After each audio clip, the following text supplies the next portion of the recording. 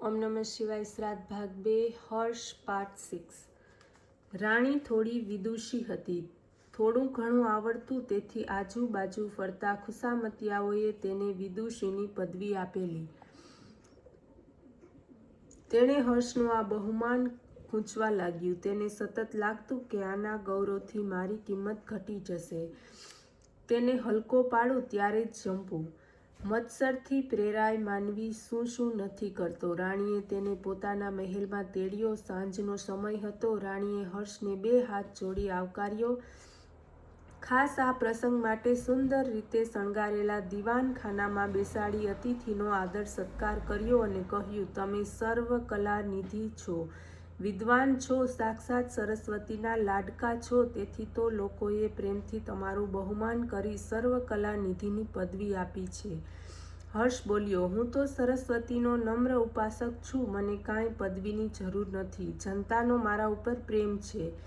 એટલામાં પહેલેથી ગોઠવણ કરી રાખ્યા મુજબ રાણીની પરિચારિકા આવી અને રાણીને પગે મોજડી પહેરાવી બેઠી. રાણીએ તેને કહ્યું, તું રહેવા દે. આ આપણા પંડિત હર્ષ છે. તે સર્વ કલાનિધિ છે. એમને બધી જ કલા હસ્તગત છે. તારે એમની કલાનું પારખું જોવું છે ને? જો આ મોજડી પડી છે તે એમની કલા પ્રતાપે મારા પગને હાથ લગાડ્યા સિવાય પહેરાવશે. અને રાણીએ પોતાના પગ હર્ષ સામે જરા લાંબો કર્યો. હર્ષની ખૂબ જ કફોડી સ્થિતિ થઈ. જો રાણીનો હુકમ માનતો નથી તો રાજ આજ્ઞાનું પાલન થતું નથી. રાજાનું અપમાન છે અને કહું કે મને પહેરાવતા આવડતું નથી, કારણ કે પગને હાથ ન લગાડતા મોજડી પહેરાવી એ કલા છે.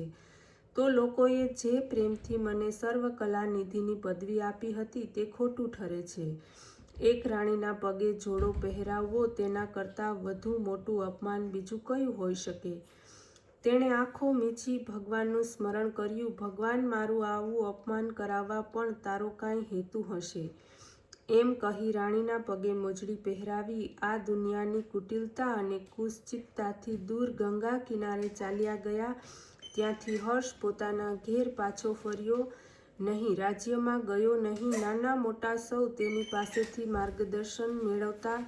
એમાંય વિશેષત થવાનો તેના તેજસ્વી જીવનથી આકર્ષાય તેની પાસે આવતા. તેમના પગ પાસે બેસી જીવનના સિદ્ધાંતો સમજી લેતા. પોતાના જીવનદીપ પ્રગટાવી એવા અનેક દીવડાઓ પ્રગટાવી નીકળ્યા. સેંકડો તરુણો તેમની પાસેથી પ્રેરણા લઈ લોકોમાં પહોંચાડતા. તેમની મારફત ગંગા કિનારે બેઠા બેઠા જ આખા સમાજને તેણે તૈયાર કર્યો. સદવિચાર અને સદવૃત્તિથી ઘેર ઘેર પહોંચાડ્યા. લોકો તેને કહેતા કે તમે તો અમારા ગુરુ છો. ત્યારે તે ફક્ત એક જ જવાબ આપતો કે હવે હું વિદ્વાન નથી, હું પંડિત નથી, હું લોકમાન્ય નથી, હું રાજ્યમાન્ય નથી, હું કોઈનો ગુરુ નથી. હું એક નમ્ર સાધક. એ બુદ્ધિના પ્રકર્ષ હર્ષને અનંત પ્રણામ. જ્યારે આવા ભવ્ય ચરિત્રો નજર સામે આવે છે ત્યારે ભારત દેશની આ માટીને માથે લઈ નાચવાનું મન થાય છે. ધન્ય ભાગ્ય આપણા કે આ માટીમાં રામ અને કૃષ્ણ નાચ્યા. જ્ઞાનવલ્ક્ય, પતંજલિ, વશિષ્ઠ અને દધીચીએ આ દેશની ધૂળને પાવન કરી છે. સેંકડો ઋષિ મુનિઓ અને સંતો આ ધૂળમાં આળોટી મોટા થયા છે. આ માટી માટી નથી, પરંતુ મારી શુદ્ધતા ધોનારી, મારા પાપો ધોનારી પવિત્ર રજ છે. જે માટીમાં આ ભવ્ય ચરિત્રો નાચ્યા તેમને યાદ કરવાથી જીવનની શુદ્ધતા ચાલી જશે. અરે તે માટી માટે લેવાથી પાપ ધોવાઈ જશે. સેંકડો પૂર્વજોના મહાન અને દિવ્ય ચરિત્રો આ માટીમાં દટાયેલા પડ્યા છે. તેથી તેને માથે લેવાનું મન થાય છે. મૃતિકે હન મેં પાપમ કહી જનોઈ બદલતી વખતે બ્રાહ્મણોએ માટી માથે લે છે. અહીં તેજ હતું, અહીં દિવ્યતા હતી, ભવ્યતા હતી. ભગવાનને પણ 2 શબ્દો પૂછવાવાળા લોકો અહીં હતા. ભગવાનને અહીં આવવાનું મન થતું. ભારતની નદીઓ, એના વૃક્ષો, પથ્થરો અને પહાડો કહે છે કે કેટલો મહાન છે, કેટલો ભવ્ય છે. દુર્લભો ભારતે જન્મ.